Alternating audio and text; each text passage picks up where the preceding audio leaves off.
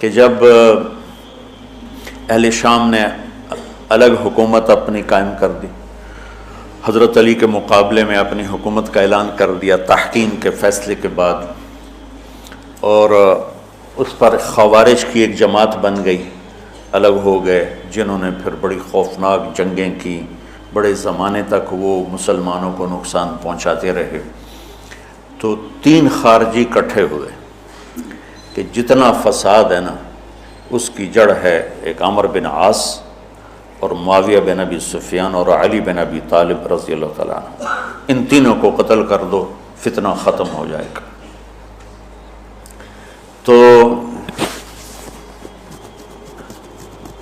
عمرو بن عاص اس دن آئے ہی نہیں، وہ مصر کے گورنر تھے، فجر کی نماز، تو جو ان کی جگہ آئے وہ مارے گئے، شہید ہو گئے۔ معاویہ رضی اللہ تعالیٰ عنہ پر اس نے وار کیا، لیکن وہ سر سے پھسل کے کمر پہ جا کے لگا اور کمر چھل گئی، لیکن اللہ نے زندگی بچا لی۔ تو عبد الرحمن بن ملجم جس نے حضرت علی کو شہید کیا، یہ آیا ہوا تھا کوفے میں، تو لوگوں نے کہا امیر المومنین یہ اس کے ارادے اچھے نہیں نظر آتے، تو اس کو ہم پکڑ نہ لیں۔ فرمان لگے تو مجھے پھر اللہ کی ملاقات کیسے ملے گی؟ میں تو تم میں نہیں رہنا چاہتا، میں تو اللہ سے ملنا چاہتا ہوں۔ حضرت علی کے ساتھیوں نے بڑی بے وفائی کی، بڑی بے وفائی کی، اس لیے میں کہہ رہا ہوں مظلوم ترین ہستی۔ بسر بن ابی ارطاط نے یمن پہ قبضہ کر لیا شام کے لشکر کی طرف سے، اور حضرت عبید اللہ بن عباس رضی اللہ تعالیٰ عنہ کے 2 بچے اپنے ہاتھوں سے ذبح کیے جیسے بکرا ذبح کیا جاتا۔ آل رسول کے 2 بچوں کو میں صنعاء میں اس مسجد میں گیا، وہیں ان کی قبریں موجود۔ تو حضرت علی بے قرار ہو کے نکلے کہ چلو اہل شام کے خلاف جہاد کریں، اور باہر شہر سے باہر جا کے خیمہ لگایا رات کو۔ صبح دیکھا تو ایک آدمی بھی نہیں آیا ہوا تھا، اکیلے تھے۔ تو پھر بڑے دکھی دل کے ساتھ واپس آئے اور اپنی داڑھی کو پکڑ کر کہنے لگے تو کب رنگین ہوگی؟ ایک دفعہ بیمار تھے تو کہنے لگے یا رسول اللہ مجھے لگتا ہے میری موت کا وقت آ گیا۔ میں نے کہا نہیں، تیری موت آئے گی جب اس خون سے یہ رنگین ہوگی، جب تیرے سر کے خون سے تیری داڑھی رنگین ہوگی اس وقت تیری موت آئے گی۔ تو اس جملے کو یاد کر کے کہتے تو کب رنگین ہوگی، تو کب رنگین ہوگی۔ چونکہ ساتھ ہی ساتھ چھوڑ گئے تھے تو شدید قسم کی بے وفائی کا سامنا ہوا۔ پھر آگے نسل ذبح ہوا۔ آپ نے حضرت حسین کا کربلا تو پڑھا ہوا، لیکن میں نے جو گلدستہ اہل بیت کے بعد میں نے جب پڑھا تو جو اس کمبخت ابو جعفر منصور نے آل حسن پہ ظلم توڑے، اللہ میری ہچکی لگ گئی روتے روتے۔ تو میں اس کی تفصیل آپ کو بتا نہیں سکتا کا مطلب ہے کہ میرا سر ساتھ نہیں دے رہا۔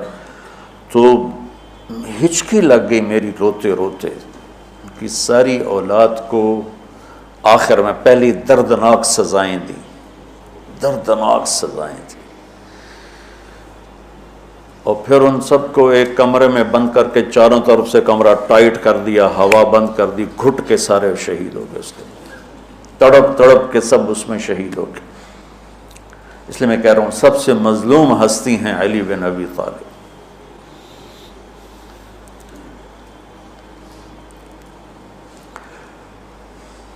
تو فرمانے لگے اس کو پکڑو گے تو میں شہید کیسے ہوں گا؟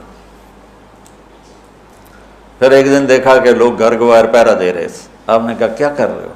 کہا جی وہ آپ کا خطرہ ہے، پہرا دے رہے ہیں۔ کہنے لگے کس سے دے رہے ہو؟ زمین والوں سے، آسمان والوں سے؟ وہ کہنے لگے جی آسمان والوں سے کون دے سکتا، زمین والوں سے پہرا دینے کا۔ بیٹا جا کے سو جاؤ، آسمان والا فیصلہ کرتا ہے، تو زمینی پہرے کام نہیں آتے، جاؤ، اور فیصلے آسمان سے اترتے ہیں، زمین پہ نہیں اترتے۔ تو 21 رمضان کو فجر کی نماز میں اس نے آ کے جو وار وہ سیدھا سر پہ لگا تو سر پھٹ گیا، تلوار دماغ میں چلی گئی، شور مچ گیا، پکڑا گیا۔ اب دیکھنا حضرت علی کے اخلاق،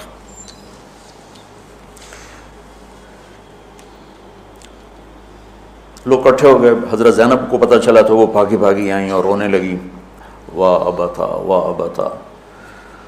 تو وہ کہنے لگا، وہ لوگ کو پٹی پٹی باندھنے لگے تو وہ کہنے لگا ابن ملجم جتنی مرضی پٹیاں باندھ لو، اب یہ مر کے ہی رہے گا. اس تلوار کو 1 مہینہ زہر میں ڈبو کے رکھا ہے پھر وار کیا ہے. تو اس پر تو بڑے سے بڑے حلیم کو غصہ آ جانا چاہیے. وہیں اس کا قیمہ ہو جاتا. اور حضرت علی کیا کہہ رہے ہیں؟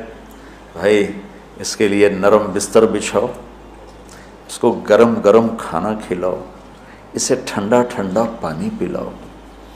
اگر میں زندہ رہا تو میں خود فیصلہ کر لوں گا مجھے کیا کرنا ہے، اور اگر میں شہید ہو گیا تو پھر پہلی میری درخواست ہے کہ اسے معاف کر دیں. یہ بتانا چاہتا تھا، اسے معاف کر دیں. اور اگر اسے میرے بدلے میں قتل کرنا چاہو تو پھر اس کو تکلیف نہ دینا، بس ایک ہی وار سے اس کی گردن اڑا دینا، اسے تکلیف نہ دینا. اللہ اکبر. آپ پڑھیں گے نا صحابہ کی سیرت تو سب سے زیادہ فضائل حضرت علی کے، سب سے زیادہ مقام اور مرتبہ تو ویسی جیسے خلفائے راشدین. سارے صحابہ اللہ کے ہاں مغفور محبوب، ان میں سے 10 مقرب ترین ابو بکر، عمر، عثمان، علی، طلحہ، زبیر، سعد، سعید، ابو عبیدہ بن جراح اور عبد الرحمن بن عوف. پھر ان 10 میں سے 4 محبوب ترین جو خلفاء بنے.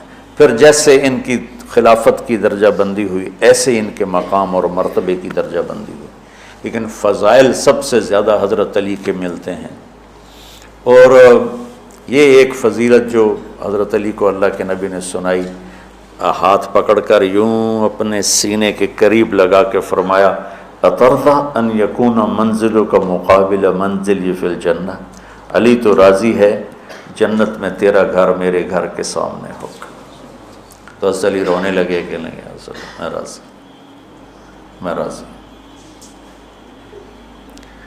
تو آج کی رات اس ہستی کی شہادت ہے، فجر کی نماز میں ان کا انتقال ہوا، جن کو میرے نبی نے ابو تراب کا لقب دیا کہ تو میرے لیے ایسے جیسے موسیٰ کے لیے ہارون ہے. تیرا گھر جنت میں میرے گھر کے سامنے ہوگا. پھر آپ نے اپنی بیٹی فاطمہ سے کہا، فاطمہ تو میں یہ دونوں، حسن حسین، اور یہ جو سویا ہوا ہے، حضرت علی جاگے نہیں، وہ سوئے ہوئے تھے، یہ جو سویا ہوا ہے ہم پانچوں آخرت میں ایک ہی جگہ پر ہوں گے، اکٹھے ہوں گے.